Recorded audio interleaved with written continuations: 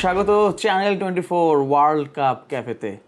বিশ্বকাপে ম্যাচ ডেতে বিরতি চলছে, দর্শকরা হয়তো একটু চুপচাপই আছেন, কারণ আলোচনা আড্ডা তর্কের বিষয়বস্তু তো সামনে অপেক্ষা করছে। কারণ সামনে সেমিফাইনাল, র্যাঙ্কিংয়ের শীর্ষ 4 দেশ নামবে ফাইনালে ওঠার লড়াই।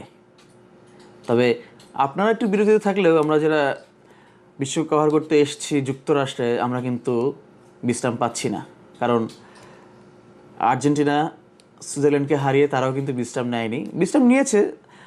যেই মূল একাদশ খেলেছিল সেই একাদশের প্লেয়াররা, লিওনেল মেসি সহ প্লেয়াররা রিকভারি করেছেন, এবং বাকি যারা ছিলেন, যারা বেঞ্চে শুরু করেছিলেন, তারা কিন্তু অনুশীলন করেছেন।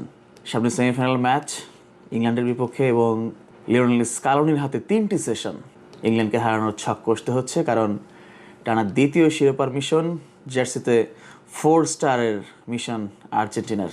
ইংল্যান্ড বিশ্রামই কাটিয়েছে রোববার, হয়তো শিগগির তারা সেমিফাইনালের প্রস্তুতি শুরু করবে। আটলান্টায় গিয়ে এই ম্যাচটি খেলতে হবে।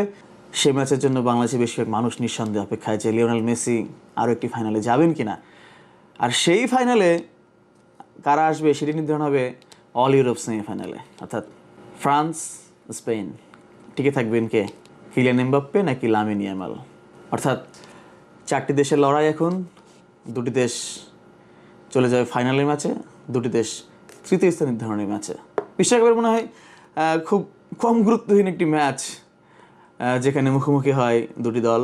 তৃতীয় স্থান নির্ধারণী ম্যাচ হবে মায়ামিতে। তবে সেটির দিকে অথবা কারোরই নজর নেই, নজর বিশ্বকাপের দিকে, ট্রফির দিকে। সেই ট্রফির দিকে কারা এগিয়ে যাবে, কারা সেই সৌভাগ্যবান, এবং কোন দেশের সমর্থকরা উৎসবে মেতে উঠবেন একের পর এক ম্যাচে। আর্জেন্টিনার নকআউট পর্বের 3টি ম্যাচই কিন্তু খুব কষ্ট করে জিততে হয়েছে। অর্থাৎ সামনে এবার ইংল্যান্ড, হ্যারি কেনের ইংল্যান্ড।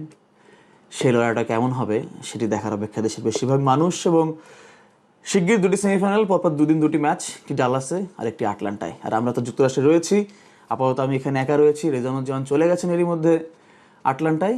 এবং বিশ্বকাপের সব খবর চ্যানেল 24-এর পর্দায়। চ্যানেল 24-এর সঙ্গে থাকবেন। আবার নতুন কোনো আড্ডা, নতুন কোনো গল্প, আর 4টি দেশের খবর তো থাকছেই। বিশ্বকাপের সব খবর সবসময় চ্যানেল 24-এর সাথে থাকবেন। ধন্যবাদ সবাইকে।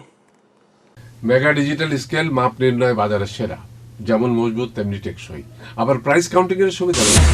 শিল্পাল্লার দিন শেষ, মেগা ডিজিটাল স্কেলে বাংলাদেশ।